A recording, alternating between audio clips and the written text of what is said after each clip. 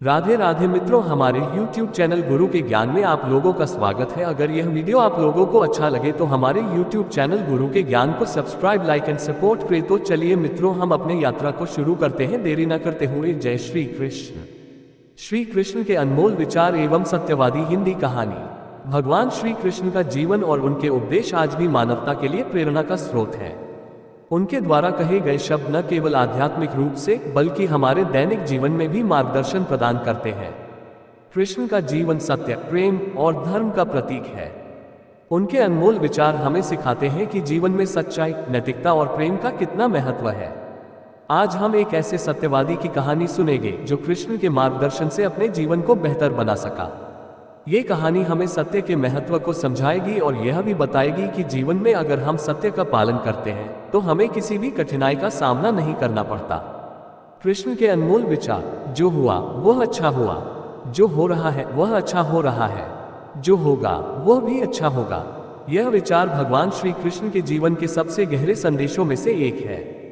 कृष्ण का मानना था कि जीवन में जो भी घटित होता है वह हमारे भले के लिए होता है। हमें परिस्थिति से डरने या घबराने की बजाय उसे स्वीकार करना चाहिए। तुम जो कुछ भी करते हो वह तुम्हारे मन की शुद्धता पर निर्भर करता है। श्री कृष्ण हमें ये सिखाते हैं कि हमारे कर्म और विचार एक दूसरे से जुड़े होते हैं। अगर हमारा मन शुद्ध होता है तो हमारे कर्म भी अच्छे होते हैं। अच्छे कर्म ही हमें सच्ची सफलता की ओर ले जाते हैं। जितना बड़ा हमारा आत्मविश्वास उतनी बड़ी हमारी सफलता। भगवान श्री कृष्ण का ये विचार हमें ये सिखाता है कि आत्मविश्वास ही किसी भी कार्य में सफलता का मूल है। जब हम खुद पर विश्वास करते हैं तो कोई भी कठिनाई हमें डिगा नहीं सकती। जो तुम्हारा है वह तुम्हारे पास रहेगा, जो तुम्हारा नहीं है वह किसी और के पास जाएगा। यह विचार भगवान कृष्ण के जीवन के गहरे सत्य को दर्शाता है। जो भी हमें जीवन में मिलता है वह हमारे भाग्य और कर्मों का परिणाम होता है। हमें अपनी नियति को स्वीकार कर उस पर विश्वास रखना चाहिए। सत्य, धर्म और प्रेम का मार्ग ही जीवन का सबसे सही मार्ग है। श्री कृष्ण का ये सबसे महत्वपूर्ण उपदेश है। जीवन में सत्य का पालन करते हुए धर्म के मार्ग पर चलने और प्रेम को हर कार्य में स्थान देने से ही हम वास्तविक सुख और शांति पा सकते हैं। सत्यवादी की कहानी। ये कहानी एक छोटे से गांव के एक सत्यवादी व्यक्ति की है जिसका नाम सत्यनारायण था। सत्यनारायण का नाम गांव में सभी लोग श्रद्धा और सम्मान के साथ लेते थे क्योंकि वह हमेशा सत्य बोलते थे और अपने नैतिक कर्तव्यों का पालन करते थे। एक दिन गांव में एक बड़ी समस्या उठ खड़ी हुई। गांव के पास एक बगीचा था जिसमें बहुत सारे फल थे। एक दिन बगीचे के मालिक ने देखा कि कुछ फल चुराए जा रहे हैं। उसने गांव के सभी लोगों से पूछा कि यह काम किसने किया।